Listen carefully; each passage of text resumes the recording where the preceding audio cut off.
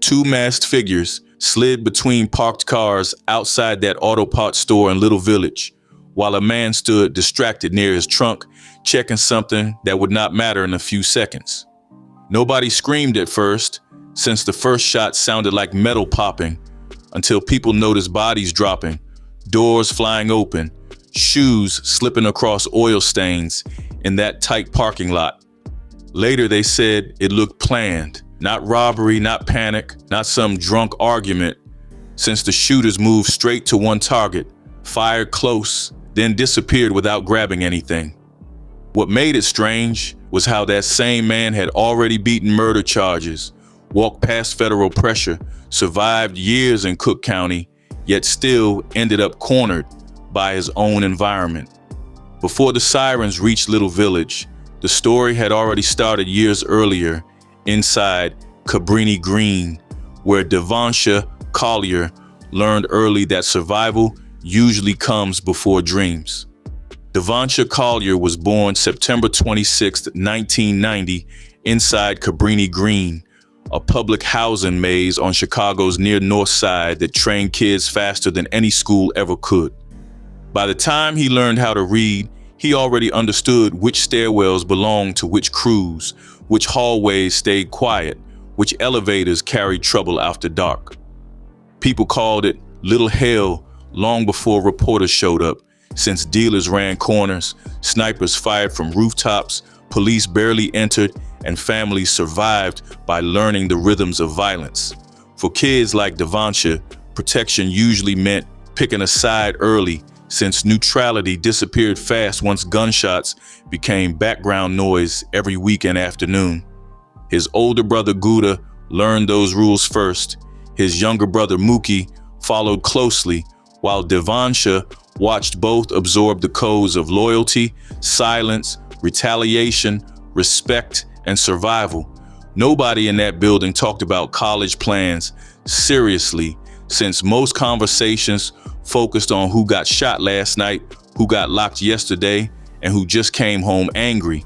He started carrying guns before his voice finished changing, pulled into robberies that older guys treated like training exercises, testing nerves, testing speed, testing whether fear controlled him. Neighbors later said he moved recklessly even as a teenager, not loud, not flashy, just calm in moments that made other kids freeze, which earned attention fast. Cabrini Green gangs offered structure where schools failed, since sets controlled territory, handled protection, moved money, and forced discipline with fists or bullets whenever rules were broken. Devonsha drifted towards circles, tied later to Trigger Happy Family. The crew people shortened to THF, mixing Black disciples with Mickey Cobras under one banner. Nobody officially inducted kids, yet everyone noticed when someone kept showing up, kept putting work first, kept staying solid when situations went sideways. By 13, he already faced armed robbery charges, landed inside juvenile detention, learned how cages smell, and learned how time stretches when freedom disappears overnight. Those juvenile years hardened him quietly, since older inmates taught him patience, awareness, how to read rooms before anything exploded, how to stay breathing when violence comes close. When he came back to Cabrini as a teenager, the towers looked smaller, yet the wars looked bigger, since new beefs replaced old ones without ever slowing down. Family still mattered to him, especially his brothers, since they shared everything from clothes to enemies, from memories to scars nobody else could understand properly. People started calling him Bebe back then, later Zoo, since he moved wild in fights, fearless in standoffs, careless about consequences that scared most kids into hiding. That reputation grew quickly, since stories traveled faster than bullets across Cabrini stairwells, about robberies he survived, about chases he escaped, about guns he never dropped. He did not talk much about bodies, yet whispers followed him through blocks, through jail visits, through phone calls that always sounded like warnings disguised as jokes. By the time juvenile release papers cleared, he already belonged to the streets more than to any classroom, more than to any job application he never filled. Leaving Cabrini Green did not change him, since the projects had already carved habits deep enough to follow him into every neighborhood he touched afterward.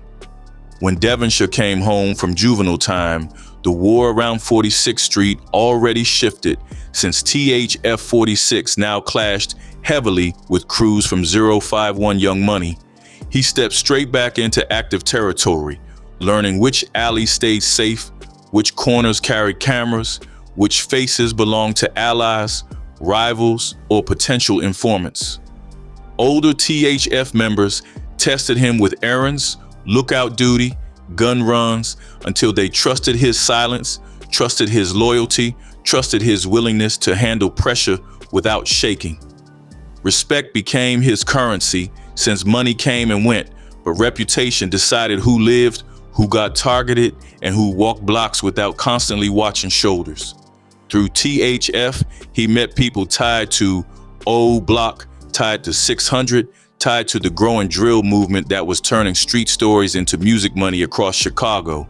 That connection pulled him near Lamron and Only the Family, where Lil Durk watched closely who stayed solid, who folded during cases, who talked when police leaned hard. Zoo never rapped much early, since his image came from presence, from how others mentioned his name quietly, from how rivals avoided corners once they heard he moved nearby.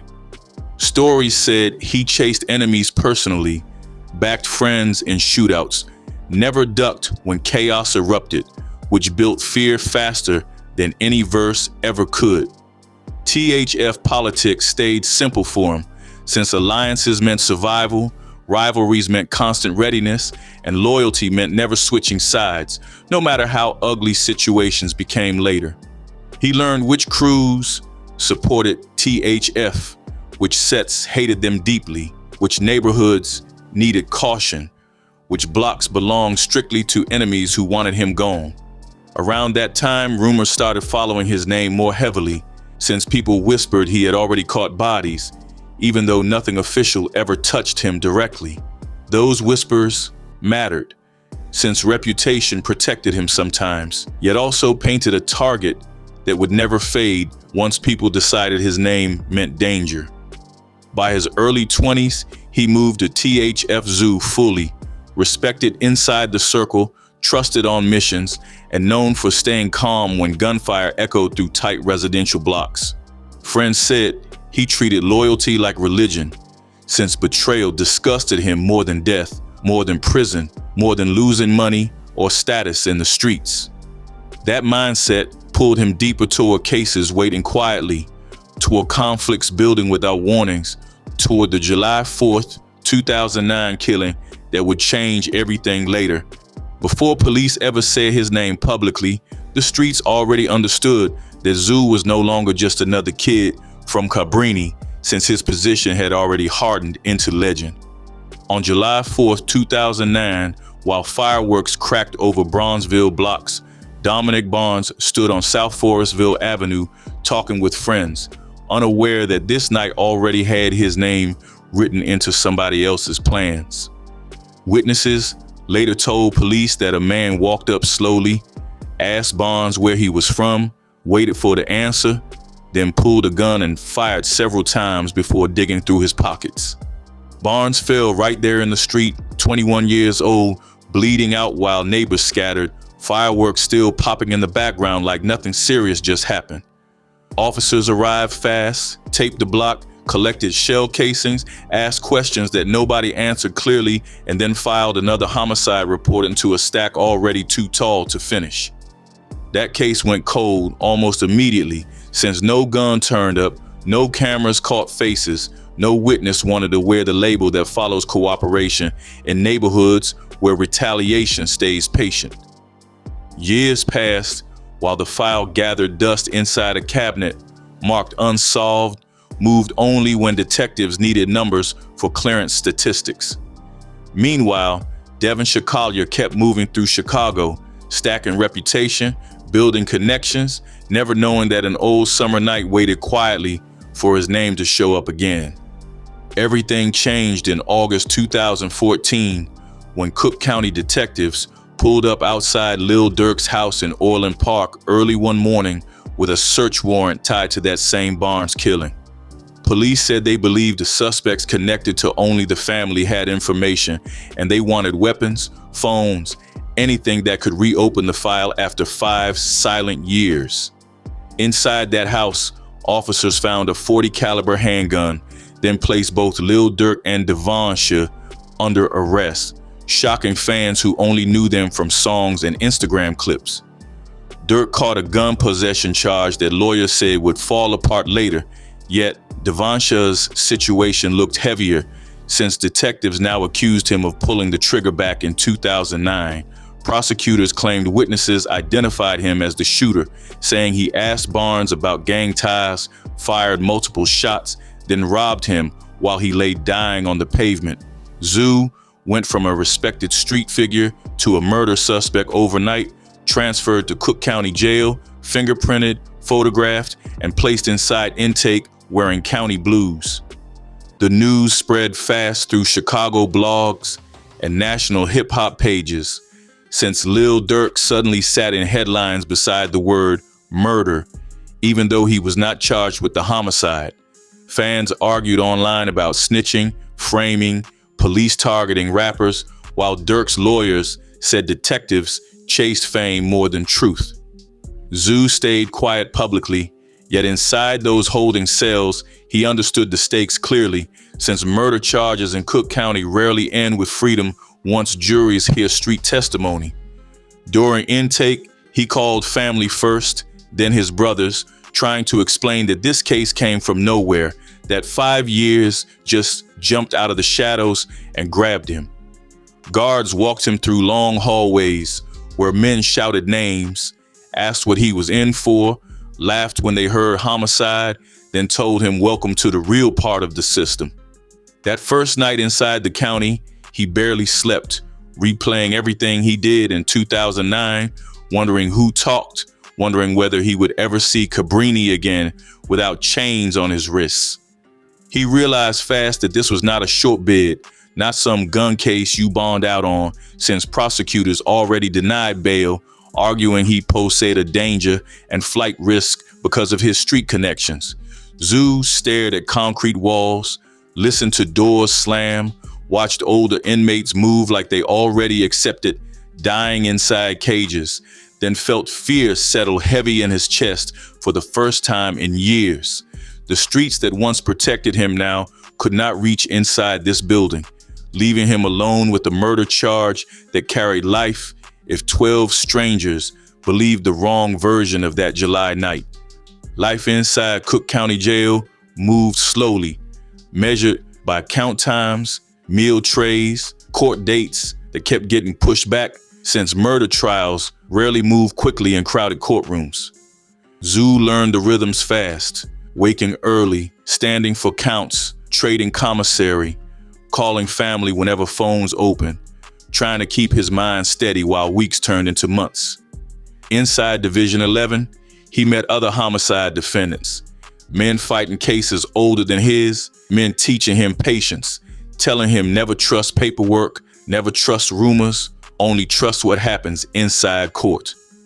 Prosecutors built their case mostly on witness statements, claiming 2 people saw him approach Barnes, ask questions, fire shots, then take money before leaving calmly.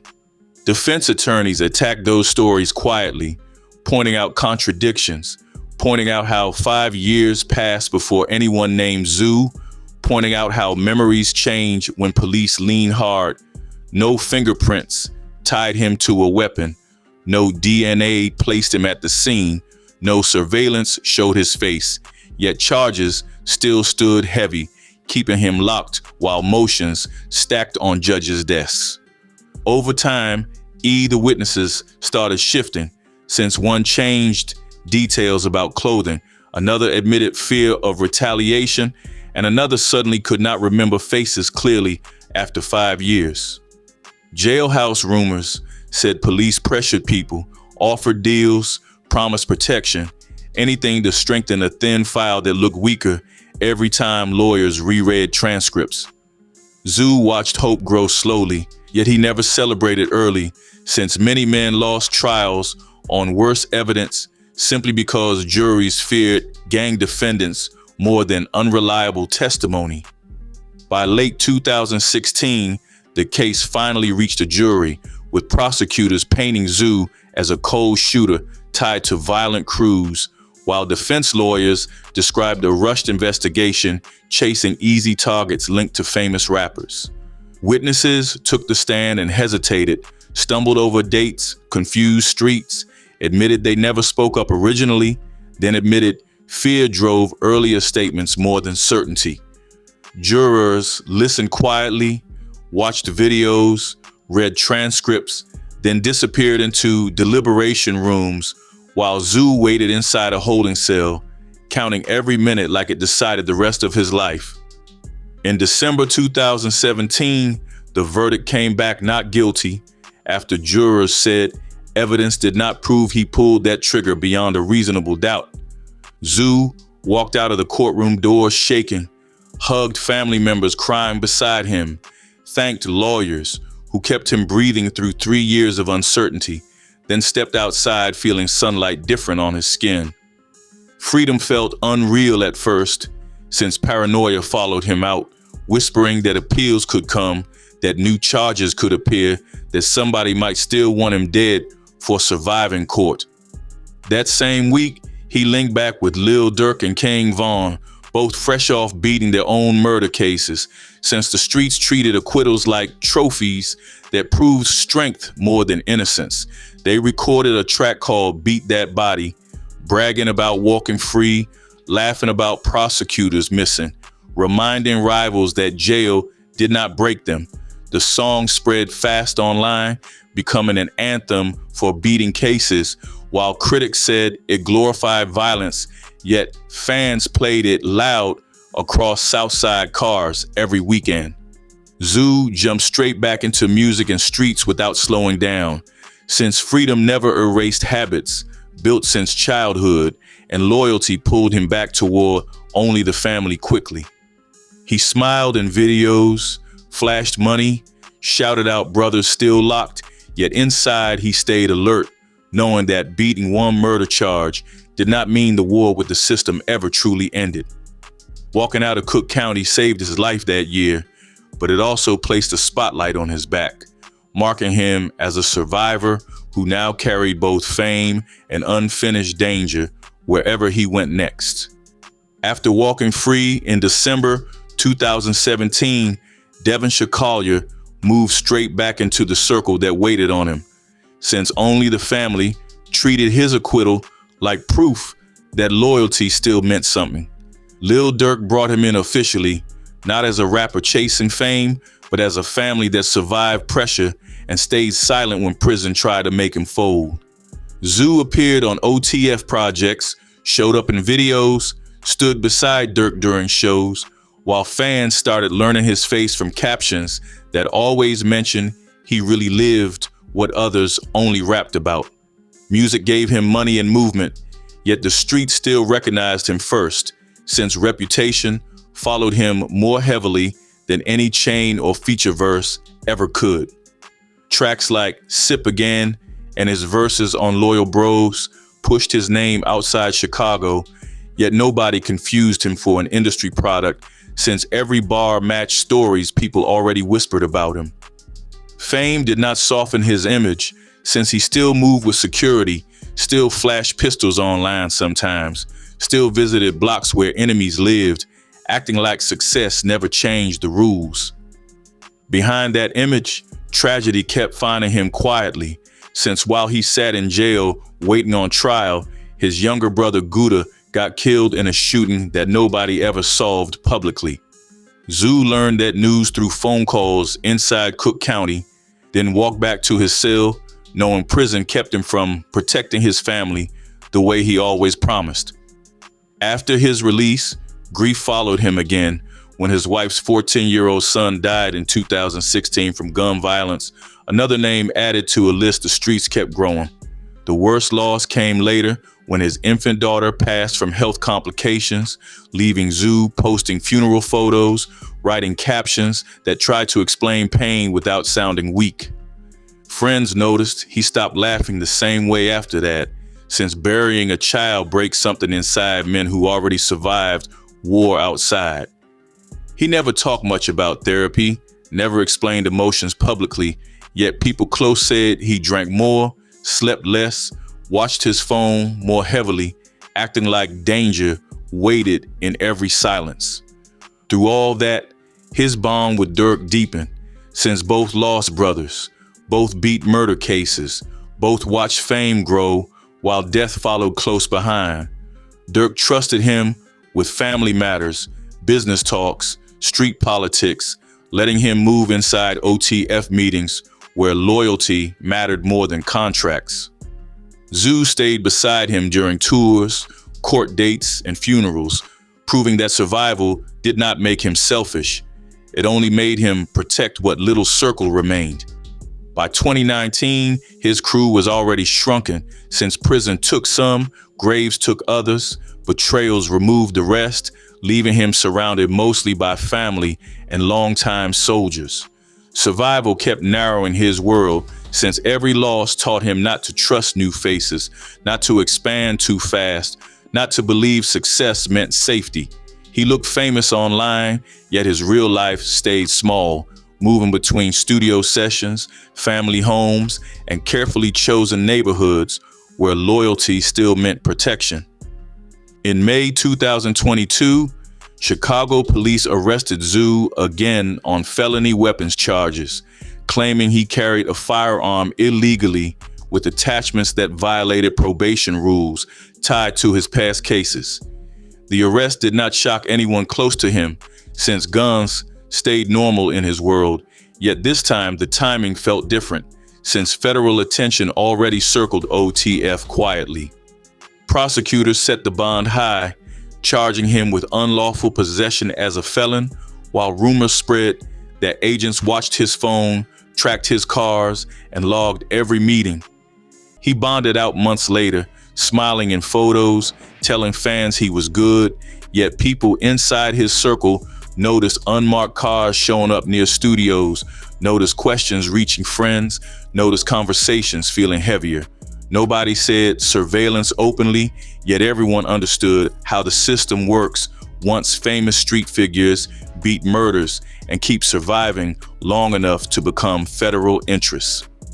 Pressure rose again in October 2024 when prosecutors indicted Lil Durk in Los Angeles for murder for hire tied to the killing of Quando Rondo's cousin, Xavier Robinson.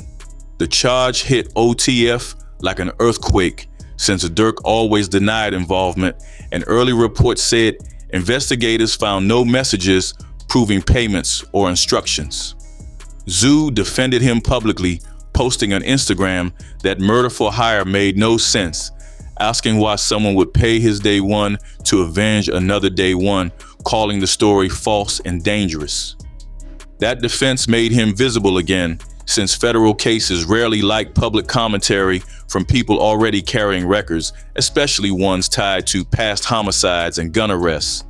Blogs started listing possible co-defendants, YouTubers predicted indictments coming, street pages warned that informants already flipped inside OTF circles. Zoo stayed quiet afterward, moved more slowly, posted less, avoided certain neighborhoods, acting like someone felt heat rising without knowing where it came from. By early 2025, rumors spread that agents prepared new charges, that sealed indictments waited, that somebody already talked, that arrests would come once trials ended. None of it proved true publicly, yet pressure stayed constant, since every phone call felt monitored, every traffic stop felt planned, every unfamiliar face looked like trouble. The danger he escaped in court started returning through paperwork instead of bullets, reminding him that beating murder did not mean escaping the system forever. Federal shadows followed him quietly, tightening circles again, shrinking trust again, setting the stage for a different kind of threat that no gun could stop once it finally moved. By summer 2025, rumors started floating through Chicago pages about stolen Richard Mille watches tied to Lil Zay Osama, with names being whispered quietly inside OTF circles and Southside group chats. Nobody posted proof, nobody named shooters, yet stories said expensive pieces disappeared after a run-in, turning pride into conflict before anyone could calm it down properly. Some blogs claimed Zoo knew who took them. Others said he tried helping get them back, while a few insisted he laughed about it, which only made the situation uglier. People close to the movement said Zoo actually tried playing mediator, calling friends, asking questions, offering to fix things before blood spilled, since watch money never worth bodies when federal eyes were already watching. That version said he pushed to return the jewelry quietly, hoping to protect Durk from more chaos while keeping younger members from turning disputes into funerals. Another version claimed he got blamed when negotiations stalled, since nobody wanted responsibility once tensions climbed past control. Around the same time, whispers about backdoor setups started surfacing, since every major killing lately seemed to involve somebody close leaking locations through text messages, Instagram stories, or casual conversations that travel fast. Street pages began asking who dropped pins, who shared schedules, who rode in cars, then disappeared before gunfire started. Zoo noticed the tone changing, since jokes about loyalty turned into warnings about snakes, while faces he trusted stopped answering calls as quickly as before. Gossip moved faster than facts, since YouTubers built theories overnight, adding names, motives, conspiracies without ever checking police records or court filings. One channel blamed Zay Osama, another blamed 051, another blamed internal OTF beef, while none of them showed evidence beyond screenshots and blurry videos. In that noise, truth drowned quickly, leaving only suspicion growing louder every day. Friends later said Zoo felt uneasy that fall, staying inside more, moving with tighter crews, checking exits in places he never feared before, acting as if somebody told him danger waited close. He never accused anyone directly, yet his circle kept shrinking, since trust becomes fragile when rumors keep naming people you eat with, ride with, and protect with your own body.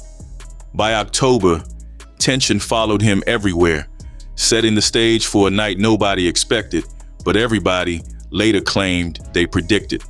On October 25th, 2025, Devonsha Collier pulled into the parking lot of an auto parts store in Little Village during mid-afternoon, riding with two associates while traffic moved steadily along nearby streets. Security footage later showed him stepping out near the trunk, talking briefly, checking something inside the car, moving casual like nothing dangerous waited close by.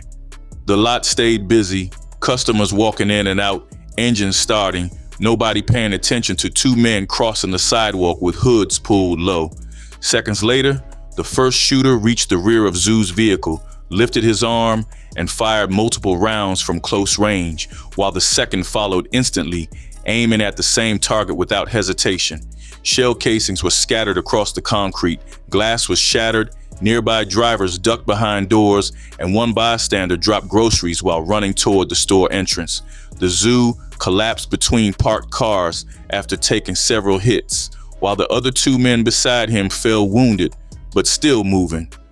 Witnesses later said the shooters never spoke, never checked pockets, never tried stealing anything, since this was not robbery, not an argument, not random violence. Video leaked online that night showed both gunmen sprinting away on foot, disappearing down side streets before police sirens reached the block. Officers recovered more than 40 shell casings, marking the attack as deliberate and overkill, aimed at one person and one person only. Paramedics rushed Zoo and the two wounded men to Mount Sinai Hospital, where doctors fought through the night to control bleeding, repair damage, and stabilize organs that bullets already shredded. The two associates survived surgery, yet Zoo's condition worsened after midnight as swelling and internal injuries overwhelmed treatment plans built too late. Early the next morning, October 26th, doctors pronounced Devonsha Collier dead, 35 years old, officially listing homicide as the cause of death. News spread across Chicago before sunrise, since Duty Low posted confirmation on Instagram, calling Zoo his brother, promising to protect his children, and posting photos that fans recognized from years of OTF memories. Complex, ABC7, and other outlets followed quickly, reporting that no suspects were in custody, confirming the leaked video could not yet be fully verified. Tributes flooded timelines, with Memo 600, 21 Savage, and dozens of local artists sharing messages, while rivals posted disrespect that fans screenshotted instantly. By afternoon, murals started appearing, candles lined sidewalks, crowds gathered near Little Village asking who did it, while police canvassed quietly, knowing witnesses would not talk easily. The killing closed a chapter that courts never finished, leaving behind questions no investigation answered quickly, since whoever planned that ambush already understood cameras, timing, and silence better than most. In a city built on rumors and retaliation, Devonsha Collier became another name whose ending stayed unresolved, while the streets began rewriting his story before the body even left the morgue. Chicago police flooded Little Village within minutes, taped the parking lot, counted shell casings, interviewed store workers, and then left quietly once they realized nobody planned to say anything useful. Detectives reviewed the leaked video frame by frame, traced footsteps through side streets, checked license plate cameras, yet no faces showed clearly enough to build warrants. Days passed without arrests, weeks passed without updates, and Zoo's case joined the long list of shootings that stayed open only on paper. Rumors filled the silence fast, since streets hate empty explanations, bringing back the stolen watch story tied to Lil Zay Osama and the missing Richard Mille pieces. Some said the ambush came from that dispute, claiming negotiations failed and retaliation followed, while others argued Zoo tried fixing it and got blamed when things collapsed. Then, backdoor talk grew louder, with pages suggesting somebody shared his location, someone inside his circle dropped a pin, someone trusted opened the door without knowing they did. Another theory blamed 051 Young Money, pointing to old wars, old bodies, old grudges that never fade in Southside politics, even when years passed without contact. Screenshots resurfaced, names got dragged, old diss lyrics reposted, turning history into motive even when timelines did not line up clean. Then, gossip claimed a female rapper named G. Ari got killed 2 days later for posting Zoo's location, though police never confirmed that story, leaving it floating as another piece nobody could verify.